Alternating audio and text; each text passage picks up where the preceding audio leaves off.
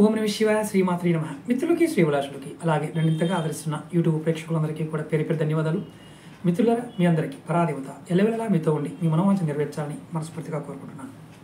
మనం దీపారాధన ఒత్తులు ఏ సమయంలో వెలిగించాలి, నవగ్రహాలకు ఎలా చేయాలి, రాళ్ళకు బదులు ఎలా పెట్టుకోవాలో మన వీడియోలో తెలుసుకున్నాం. ఈ వీడియోలో దీపారాధన శుభగడియలు, పూజలు, వారం గురించి తెలుసుకుందాం. అలాగే మీకు ఈ వీడియో నచ్చినట్టు లైక్ చేయండి, ఛానల్ సబ్స్క్రైబ్ చేసుకోండి, పక్కనే ఉన్న గంట సింబల్ని యాక్టివేట్ చేసుకొని 10 మంది మిత్రులకి షేర్ చేయండి. ముఖ్యంగా ఒక వ్యక్తి దీపారాధన ఆదివారం నాడు సమయం ఏంటంటే ఉదయం 6 నుండి 7 గంటల లోపు లక్ష్మీ పూజ.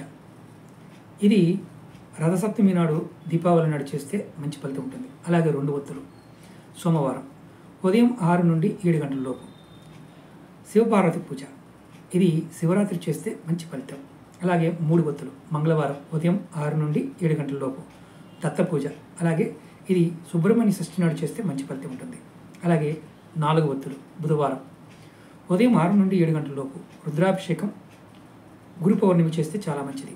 అంటే ఆ రోజు రుద్రాభిషేకం గురు పౌర్ణమి నాడు చేసుకుంటే చాలా బాగా పనిచేస్తుంది అనమాట. అలాగే 5 ఒత్తులు సోమవారం ఉదయం 6 నుండి 7 గంటల మధ్యలో రుద్రాభిషేకం. ఇది దత్త జయంతి నాడు చేస్తే మంచి ఫలితం ఉంటుంది. అలాగే 6 ఒత్తులు మంగళవారం 6 నుండి 7 గంటల లోపు ఇది సుబ్రహ్మణ్య పూజ చేయాలి. సుబ్రహ్మణ్య షష్ఠి నాడు చేస్తే మంచి ఫలితం ఉంటుంది. 7 ఒత్తులు శనివారం ఉదయం 6 నుండి 7 గంటల లోపు లక్ష్మీ పూజ. అది కూడా దీపావళి నాడు చేస్తే మంచి ఫలితం ఉంటుంది. అలాగే 8 ఒత్తులు ఆదివారం సాయంత్రం 4:30 నుండి 6 గంటల లోపు వినాయక పూజ.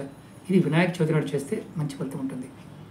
ఇప్పుడు 9 ఒత్తులు శుక్రవారం ఉదయం 6 నుండి 7 గంటల లోపు చేయాలి. దుర్గాదేవి పూజ నవరాత్రి సమయంలో చేస్తే మంచి ఫలితం ఉంటుంది.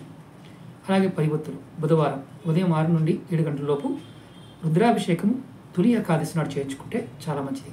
అంటే దీపారాధన చేసి మనం ఆ పూజ చేయడం వల్ల ఫలితం ఉంటుంది. అలాగే 11 ఒత్తులు సోమవారం ఉదయం 6 నుండి 7 గంటల లోపు రుద్రాభిషేకం శివరాత్రి నాడు చేసుకోవాలి. 12 ఒత్తులు ఆదివారం ఉదయం 6 నుండి 7 గంటల లోపు ఇది సూర్య పూజ రథసప్తమి నాడు చేస్తే మంచి ఫలితం ఉంటుంది.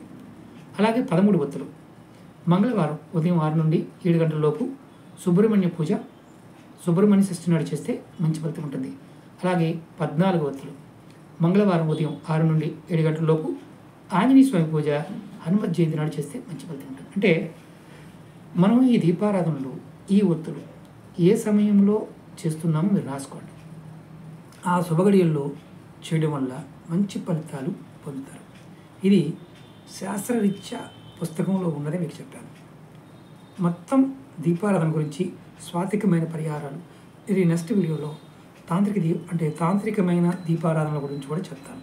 ముందు ఈ వీడియోలు చూసి మీరు ప్రయత్నపూర్వకంగా ప్రయత్నం చేయండి. అలాగే మీకు ఈ వీడియో నచ్చినట్లయితే లైక్ చేయండి, ఛానల్ సబ్స్క్రైబ్ చేసుకోండి, పక్కనే ఉన్న గంట సింబల్ని యాక్టివేట్ చేసుకొని 10 మంది మిత్రులకి షేర్ చేయండి. ఓం నమః శివాయ శ్రీమాత్రే నమః.